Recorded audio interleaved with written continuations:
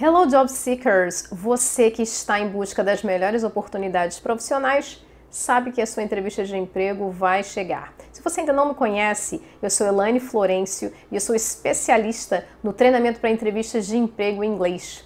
E eu estou aqui para te fazer uma pergunta. Você sabe qual a diferença entre ser aprovado e não ser aprovado em um processo seletivo em inglês? A diferença está na impressão que você deixa no recrutador. E essa impressão, ela vai ser determinada pelo inglês que você apresenta. E aí, se você tivesse uma entrevista de emprego em inglês na semana que vem, você acha que com o inglês que você tem agora, você teria condições de destacar toda a sua competência em uma entrevista de emprego em inglês? Se a sua resposta foi não, eu tenho a solução para você. Sabe do que você precisa? Você precisa dar um upgrade no seu inglês usando vocabulários de Business English. É isso mesmo.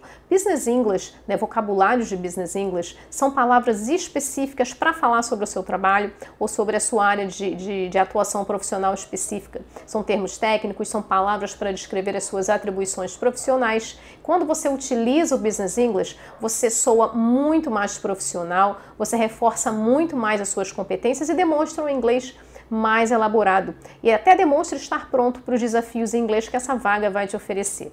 Então vem comigo nessa aula onde você vai aprender 10 verbos de Business English para você soar mais competente na sua entrevista de emprego em inglês.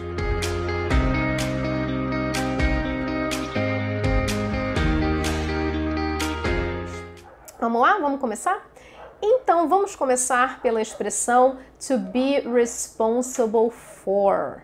Né? Então, você pode pensar assim, poxa, mas responsible for é uma palavra que até parece com português e será que ela tem alguma coisa demais? Essa expressão I'm responsible for, ela tem uma pegadinha, ela pode parecer simples, mas muita gente esquece de uma coisa importante. Então, vamos analisar o exemplo que eu trouxe aqui, que é I'm responsible for reviewing computer network. Notem que o verbo review, após a preposição for, ficou com a forma do ing.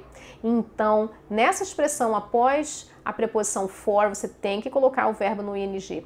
Então, a frase fica I'm responsible for reviewing. Se você quiser dizer essa frase no passado, então você pode usar I was responsible for. Aí você pode escolher outro verbo aí, né? I was responsible for managing a team of 20 people, né? Eu fui responsável por gerenciar um time de 20 pessoas. Então, sendo no presente, I'm responsible for. Sendo no passado, I was responsible for. Então, olha só, né? Como essa expressão, né, deixa essa estrutura muito mais elaborada, né? E também eu optei aqui por usar um verbo, né, depois do for, mas se você quiser, você pode utilizar um substantivo também, né? Por exemplo, I was responsible for the sales team, né? Então eu era responsável pelo time de vendas. Se você não quiser se arriscar aí, né, achando que vai esquecer o ing do verbo, pode ser um substantivo também, não tem problema. Vamos agora para o segundo verbo de Business English para você usar na sua entrevista, que é o in charge of. Tá? Então, o in charge of, I'm in charge of, ele é um sinônimo para I'm responsible for, né? Mas por que eu trouxe esse verbo, já que ele praticamente significa a mesma coisa que o responsible for? Eu trouxe justamente para você mostrar um vocabulário mais elaborado, né? Porque imagina, você vai estar falando na sua entrevista sobre várias atividades profissionais, tanto presente quanto no passado. E aí, toda hora você vai ficar falando I'm responsible for, aí o entrevistador vai pensar assim, poxa, esse cara não tem vocabulário, né? Só decorou responsible for. Então, o in charge of, que seria mais ou menos em português, né, ser encarregado de alguma coisa, é um sinônimo legal para você usar como alternativa para o responsible for. E aí, ele tem também, além do significado, uma semelhança na estrutura. Ele também tem uma preposição, que é of, e você vai ter que usar também o verbo com o ing. Então, no exemplo apresentado, nós temos I'm in charge of solving hardware problems. No presente, né? Lembrando que se você quiser dizer essa frase no passado, I was, não esquece, gente, de botar o verbo no passado, senão a pessoa não vai saber se você está falando do seu emprego atual ou do anterior.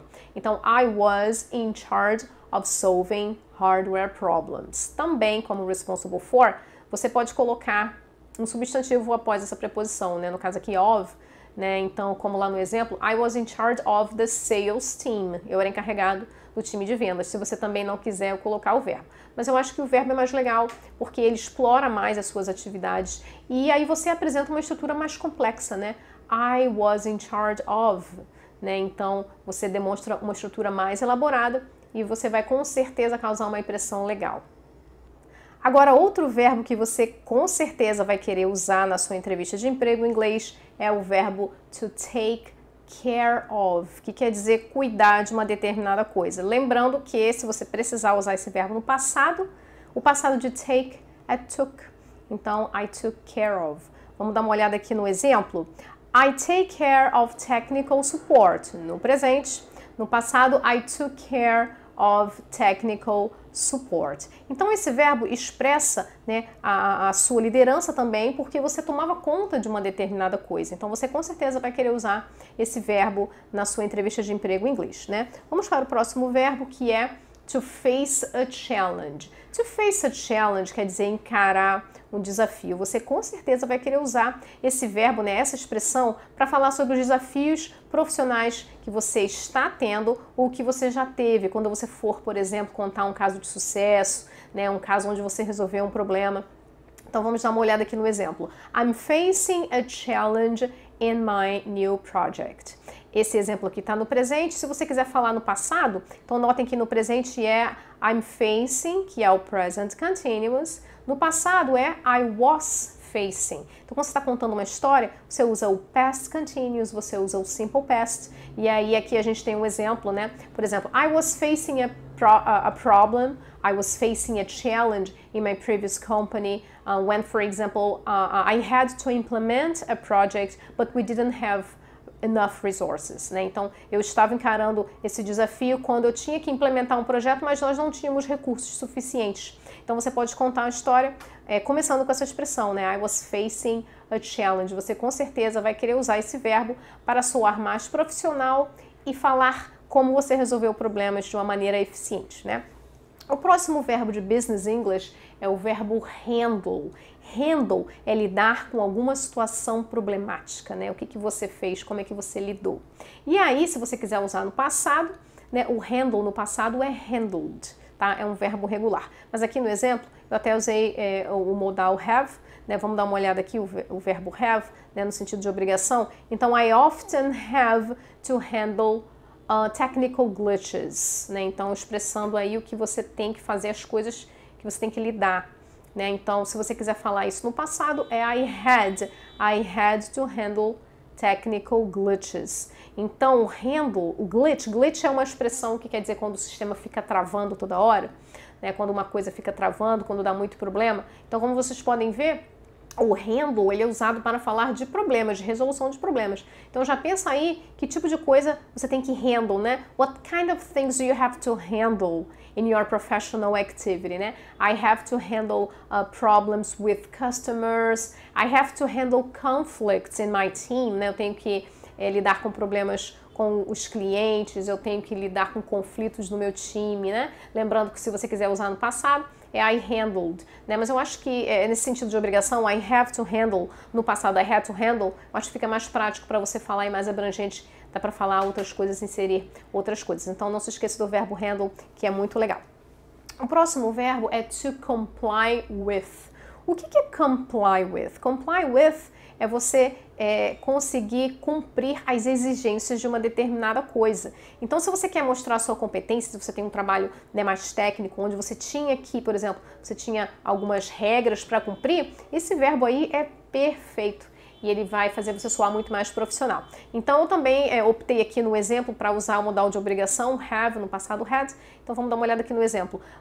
We have, né, as a team, né, se você quiser usar we para você se referir ao time, né, we have to comply with global privacy regulation, né, então é o presente, né, se for no passado, we had to comply with global privacy regulation. Então, o verbo comply, né, para você falar sobre as regras que você cumpria, que você conseguia cumprir. Bem legal esse verbo, né? Olha só que diferença que faz no seu discurso, né? O próximo verbo é report to. Esse verbo é muito legal também, porque ele até dá uma ideia, né, do nível hierárquico das suas atividades no seu trabalho, porque quando você reporta alguma pessoa, você pode usar o report to. Vamos dar uma olhada no exemplo. I'm supposed to report the problems to our manager. Né? I'm supposed to report the problems to our director, to our CEO. Então, dependendo, né, da próxima pessoa aí na linha hierárquica, você usa o verbo report e o cargo a qual você está se referindo. Tá bom? Então, você também pode usar no oposto, falando que o time tinha que reportar para você, né? So, my team, they had to report to me all the details of the project, né? Então, o meu time tinha que me reportar todos os detalhes do projeto. Eu coloquei aqui para dar uma variada, né? Que a gente está usando muito have to for obligation, né? Eu dei aqui uma variada usando a expressão I'm supposed to, né? I'm supposed to é uma coisa que eu tenho que fazer como obrigação, e o meu time, né, a empresa espera que eu faça isso. Então tem essa ideia de obrigação e também de expectativa do time. Então se você quiser usar no presente, novamente, I'm supposed to. No passado, I was supposed to. I was supposed to report é a mesma coisa que I had to report. I'm supposed to report é a mesma coisa que I have to report. Então já tem essa expressão para você soar, né, mais competente e mostrar um inglês mais elaborado, né? Já dei várias dicas até agora. E temos esse verbo aqui também que é muito legal e ele passa, né, uma ideia de qualidade, que é o ensure. Né? Então, olha o exemplo. We must ensure quality for products and services. Então, o verbo ensure é garantir alguma coisa, né? Garantir, de repente, aqui, no caso, é a qualidade. Então, no presente, né, também variando um pouco a questão da obrigação, né? Já usamos o have to, já usamos supposed to. O must também, né, pode ser usado, é um modal que também pode expressar obrigação, uma recomendação muito importante.